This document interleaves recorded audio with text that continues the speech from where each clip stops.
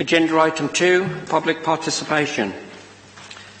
We have received one petition, and I will ask Mrs. Cathy Jackson-Reid to present the petition on behalf of the Malvern Cube.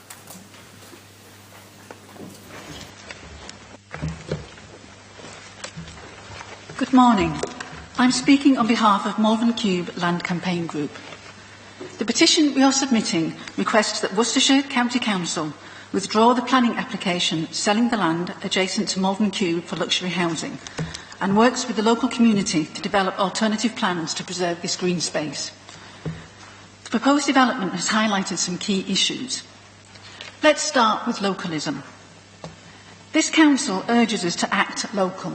Its 2012 report defines this as people coming together to do things for themselves and sharing their time and skills to benefit their community.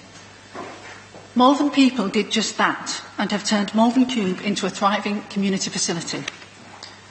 The argument for development is that the land is not important to the centre's long-term sustainability, something that has never been discussed with Malvern Youth and Community Trust, who manage the Cube. Your colleagues at Malvern Hills District Council take a very different view. They have designated the whole site an asset of community value, the first in the district, and its professional officers recently rejected the planning application on the following grounds. The Cube's activities would not be compatible with closer residential use. The site is not surplus to the requirements of the Cube, but is needed to safeguard its viability. Loss of the land to development is highly likely to lead to the loss of the community facility, or at least its decline. The success of Malvern Cube is a success story for localism, and one of which you should be rightly proud. However, the land is, and always has been, an integral part of the Cube's plans to deliver more services for young people and others, and to become financially self-supporting. We urge you to stand by your words on localism. Balancing the needs of Malvern against those of all Worcestershire residents has also been raised. This is not a new dilemma, and people from a wide area, not just Malvern, use and enjoy the Cube's facilities. Any income from the sale of the land cannot be spent on services, but only on capital expenditure. Thus, it won't help protect services or reduce the impact of the latest cuts for Worcestershire residents. The potential value in terms of the social and environmental impact that Malvern Cube will generate over the coming years far outweighs a one-off, as yet unrealised capital sum that may be gained from the loss of a green space that can never be replaced. What benefit is there for the people of Worcestershire in using public money to go through a costly appeal that, given the robust grounds for rejection, may well result in defeat? Finally, what about the wishes of the local community? 1,168 people have signed the petition. Scores of people have written to planning officers and councillors. Dozens have given freely of their time and skills to make Malvern Cube a success. Their efforts will have been in vain if this plan goes ahead. You do have an alternative. Malvern Youth and Community Trust have already asked the Council to enter into negotiations about the future of the land. Excuse me, Mr. Jackson. Could I get you to sum up, please? Thank you. We recognise that the County Council is working under severe financial constraints. That is why we urge you, in the spirit of localism and empowering communities, to respect the wishes of the local people and the local council, to enter into negotiations with the Trust and to waste no more public money taking this to appeal. Thank you. Thank you, Mrs. Jackson-Reid. I will ask that you receive a written response from the relevant Cabinet member in due course. Thank you.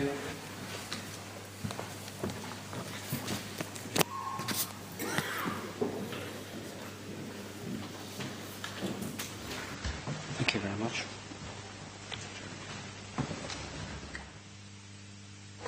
Thank you. We now move on to agenda item 10, notice of motion. Please turn to page 41 to 44 of your lilac papers sent to you separately. In total, we have 5 notices of motion received by the Director of Resources. The notice of motion, once moved and seconded, can be debated and the decision taken by Council. Notice of motion 1, a site for former youth centre in Malvern. I'll invite the signatories to move and second the motion formally. Councillor Jenkins. Oh, Councillor Raine, Chairman. Thank you.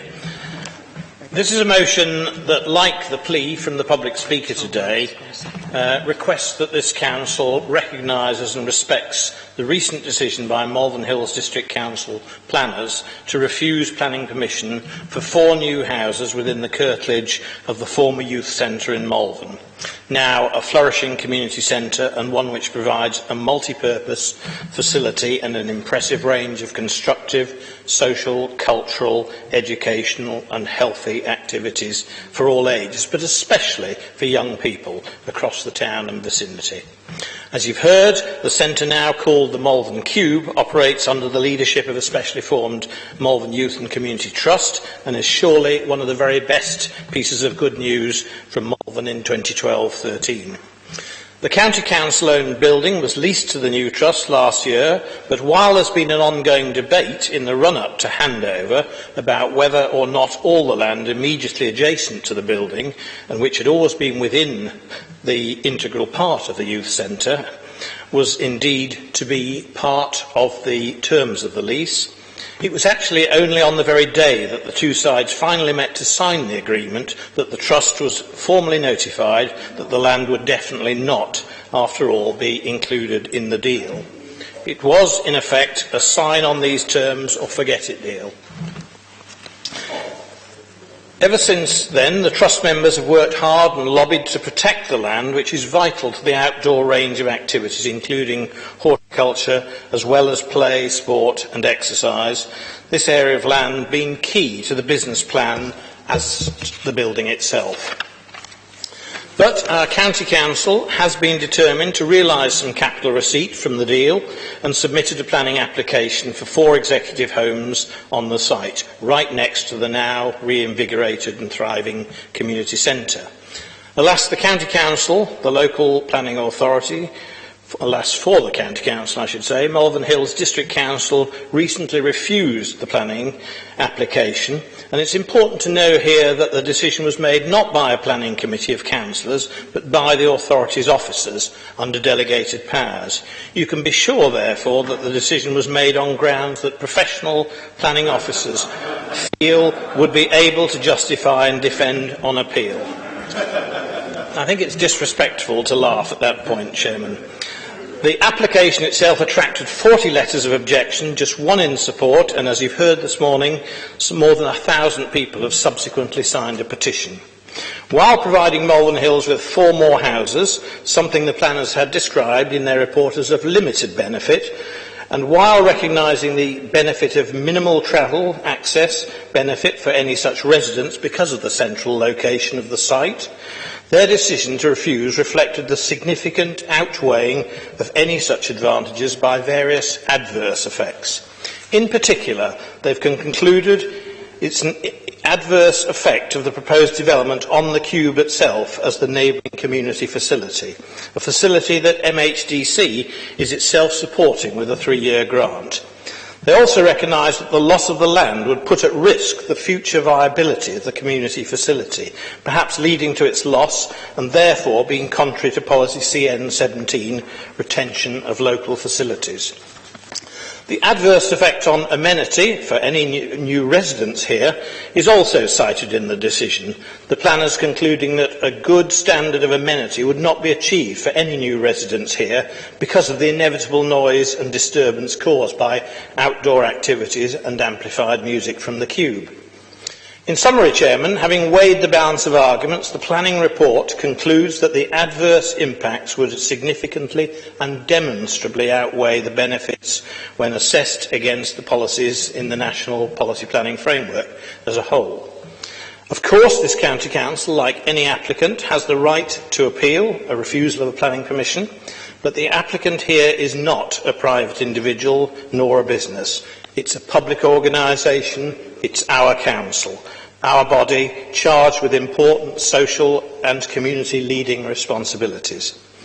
Accordingly, were this council to go to appeal, I suggest it would not only be acting disrespectfully in relation to Malvern Hills as professional planners, not only flying in the face of probably every citizen in Malvern, But most importantly, I think, passing up on its own obligations and responsibilities for the welfare and development of the increasing numbers of young people who are now using and valuing the Cube and what it's able to offer them. Chairman, in that spirit, I urge all members to support this motion. Mr Wells, do you intend to second?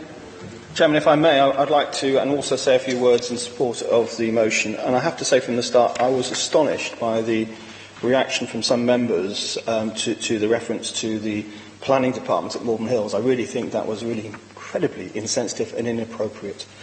Chairman, I'll be brief. The fact that we have this morning members from the Cube management team, I'd call them the Cubists, but I think that's already been used elsewhere. I think we have an incredibly successful story here to celebrate. I can't think of a better exemplar of how this council has worked with the third sector, the voluntary sector, to provide local amenities and facilities. And I pay tribute to those councillors, particularly Councillor Liz Eyre, who was involved at the time, and indeed others who have facilitated this. So it's something we all should be very proud of. But, Chairman, if we go to an appeal, we are in effect arguing that the residual part of the site, the public space amenities surrounding the building, could be used for 4-bedroom or 5-bedroom executive dwellings. And that would be a recipe for an ongoing conflict between the new homeowners and the users of the Cube. And I just want to quote very briefly from the officer's report, which touches on this point. The officer at Malvern Hills, dealing with this, wrote, "The proposal would bring residential development closer to the activities of the community facility, such as outdoor sports and recreational activities and indoor amplified music events. Such activities would generate noise and disturbance that would not be compatible with a residential use where occupants would expect reasonable levels of peace and quiet and would have reasonable cause for complaint." Indeed, he goes on to say that there have already been examples in the past where the previous uses of the building as a youth club and a youth centre created noise, particularly on Friday night disco evenings. Chairman, we know we have a very difficult financial landscape ahead of us, and there is an argument that we need to maximise our resources wherever we can. But frankly, the pressure, it seems to me, to be on our revenue budget, not our capital budget. As evidenced today, we are only today agreeing to more prudential borrowing. It is our revenue budget that's under pressure, not our capital budget, and therefore I don't accept the arguments that may be presented later on to that effect. In conclusion, Chairman, we need to do all we can to avoid an acrimonious planning appeal process and the unedifying spectacle of our county council planners and presumably barristers exchanging blows with our colleagues, their colleagues at Malvern Hills. Chairman, let's leave this one aside and move on to more important business. Thank you, Councillor Wells. Does Council wish to deal with this today? Yeah. Is that agreed? Agreed? Thank you. Councillor Campion. Thank you, Chairman. I reply on behalf of the administration, and first off I'd say I was surprised to see the nature of this motion when it was submitted, as until Tuesday the County Council had not received formal notification from Malvern Hills District Council as to the outcome of their determination of that application. There's obviously an inside track here that we are not privy to. First of all, I would also say that this administration, and I think this council, are fully supportive of community activity out there. Absolutely, and indeed we demonstrate that we can use our assets to support them. That is why, and I refer the mover and seconder and the signatories of the motion to minute 1308 of the Cabinet meeting of the 24th of November 2011, where Cabinet not only resolved to grant a 30-year lease for the building and the land immediately adjacent to it, also £25,000 worth of grant, and then, more importantly, we were specific in retaining the rest of the land for future development. It was specifically in there. No, no question about it. It was in there, in our minutes, in our decision. It was clear from the beginning, so I don't understand where this confusion over the rest of the site has come from. The County Council, all the way through, has been very clear that we need to get the best value for our taxpayer. By giving up the main building on a peppercorn rent, the taxpayer has gone without £300,000 to £350,000 worth of capital receipt. It is right that we take the appropriate steps now to ensure we get best value for the rest of the site. And I've heard it said today that there isn't a pressure on our capital budget. They're all connected. All the capital that we can raise stops us having to borrow it and indeed releases revenue back into the system. It is all important. The range of measures that this Council is going to have to take over the coming months and coming years are dramatic, and I want to make sure we do all that is possible to make sure those are minimised for the people of our community. And this is an important principle that we shouldn't walk away from. The County Council had very positive dialogue with the planners in Malvern throughout this process until a certain point when their position was progressed, I think is probably the accurate description, and we've ended up where we are.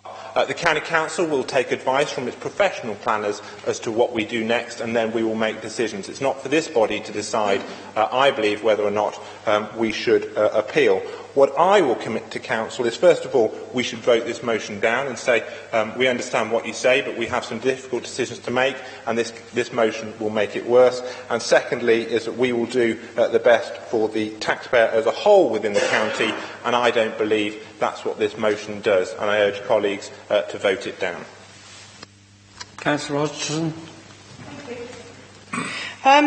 I've given this matter great careful consideration, and I've also been contacted by a number of my local residents, as my division is close to where the Cube is located. When I read all the letters, I thought I'd look back, and I too looked at the Cabinet report from November 2011, and the papers made it clear what was being handed over to the MCC group, the length of the lease, and also the transition grant. The paper also made clear that the land at the side of the ground was to be retained by the council for future development. At that time, there was a possible plan that they might work with the South Worcestershire College, who might be interested in developing the site, but unfortunately their funds was not forthcoming. And the natural process was to carry on to maximise the value of the asset. Yes, an application was submitted to Malvern Hills District Council, but in fact was actually turned down by the two local members who chose that it wouldn't go to committee, and therefore between them and the officers it was an officer decision. And I would say that to maximise the county, I think really the county does have to take it forward and support Councillor Campion that we take legal advice to look into it. We've also heard that the land has been logged by the District Council as a community asset. And as this is county land, I would urge you and hope that you will go and talk to the local member, the local county council member, to discuss whether or not it's possible to progress, as this is a county asset, with a community asset transfer. I accept that the MCC have created a popular centre which seems to be well used and lots of interesting sessions are being run. But I don't accept that this development that is proposed would have any impact on the centre. And those homeowners that are moving in will know what they're moving next to. That's their choice. And I have to say, as one of the local members for this area, and a note that you didn't approach any of the local members in this area. 30 seconds. Okay, that you didn't approach any of the local members to actually support this. I've certainly helped the Cube with my local divisional fund, helping us to support one of the user groups, as well as helping to support the disabled centre.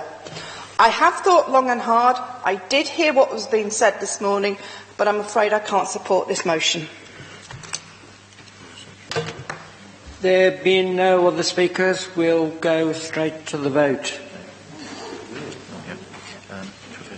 You pressed your button. Oh, sorry.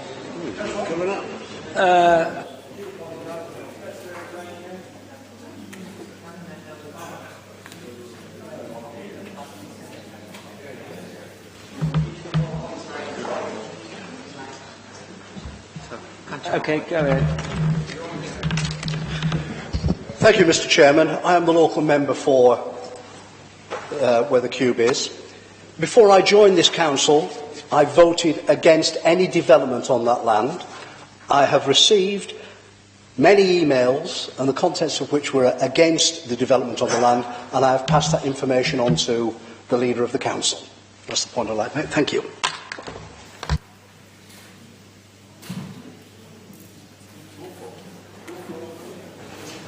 Professor Raine, you wish to sum up? Thank you, Chairman. Chairman, I've listened to what's been said. If I may just offer a couple of responses. To Councillor Campion, the inside track, well, I can't really comment on the communication processes between district and county, although it sounds like they need improving. And the point about the rest of the site, the whole point I was really making was that the business plan for the Cube has always been an integral single site plan, so the distinction just doesn't fit with the argument. Councillor Hodges then, the Cabinet papers may have been clear, but what I'm telling you is that the trustees were very certainly not clear themselves, as I said, until the day. It was a matter of debate. And secondly, the decision that was made in Malvern Hills was not made by two local councils, it was made by the officers. Can I make a few other comments, Chairman, by way of sum up? As we know, these are hard times for the County Council, and so too, however, are they for the people of Malvern and for the Cube users. It does make a difference to their lives. I simply don't want to believe that a County Council, our County Council, would, for essentially a very small benefit, be prepared to challenge a professionally made planning decision over a piece of land it happens to own and will continue to own, to abstract a short-term capital receipt. As Councillor Wells has said, the capital receipt is not the thing that we most need at this County Council right now to balance our books and sort ourselves out. It's more than possible in any case that as time goes on, as the Cube is successful, that it needs a bigger and better premises. So it's more than possible that the whole site will become available to the County Council to turn into whatever asset it wishes to in the future. But this is about now. Meanwhile, I want to believe, and I'm absolutely sure the whole of Malvern's communities want to believe, that this County Council's heart is in the right place, that it puts its interests of the community that it exists to serve first and foremost, and shows respect for the decisions of another public body, in this instance the local planning authority of Malvern Hills. In summing up, therefore, I also think we should remember that this is, in financial terms, a very small beer decision for our organisation. We've heard today about the spending provision for the Civic Centre at Stourport. We discussed on Monday a much bigger investment in relation to the energy from waste plant at Hartlebury. So let's keep this in perspective. Mr. Raine, 30 seconds. Yep, I urge members to support this motion and call on the Executive not to lodge an appeal. Thank you, Chairman. Thank you. Right, we'll go to the vote. Those in favour of the... I need five stood up, Chair, Mr.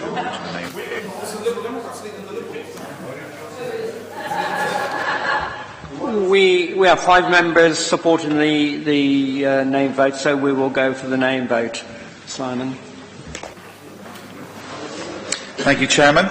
We move to the name vote. I will go through each member in turn in alphabetical order after the Chairman and ask whether you vote for, against or abstain the motion before you today. Chairman, Mr. Yarenson. Against. Mr. A. Adams. Against. Mr. R. Adams. Against. Ms. Agar. Mr. Amos. For. Mr. J. Baker. For. Mr. Banks. Against. Mr. Bayliss. Against. Mr. Blagg. Against. Mrs. Blagg. Against. Mr. Blore. For. Mr. Broomfield. Against. Mr Campion. Mr Clee. Mr Cross. Mrs Davey.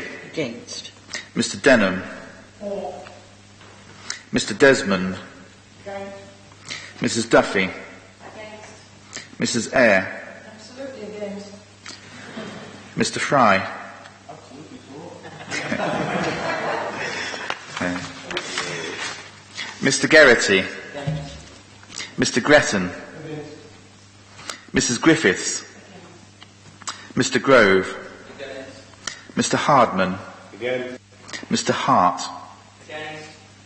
Ms Hill. Mrs Hingley.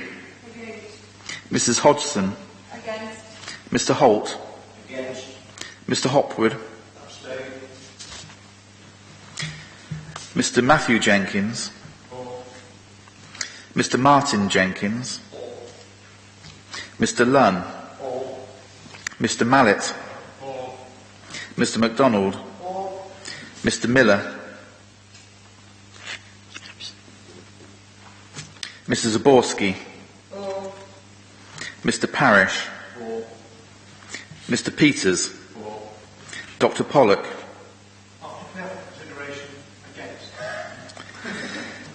Professor Raine. Mrs Rayner. Mr Roberts. Mr Smith. Mr Taylor. Mr Thomas. Mrs Tucker. Mr Tuthill. Mr Udall. Mr Vickery. Mr Wells.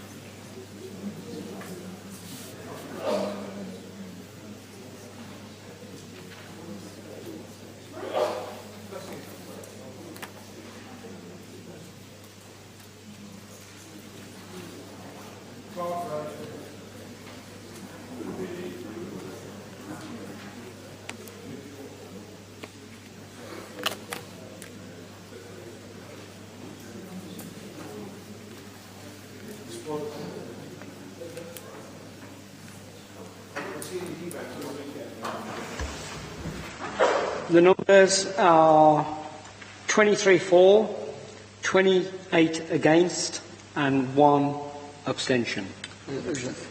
The motion falls. Thank you.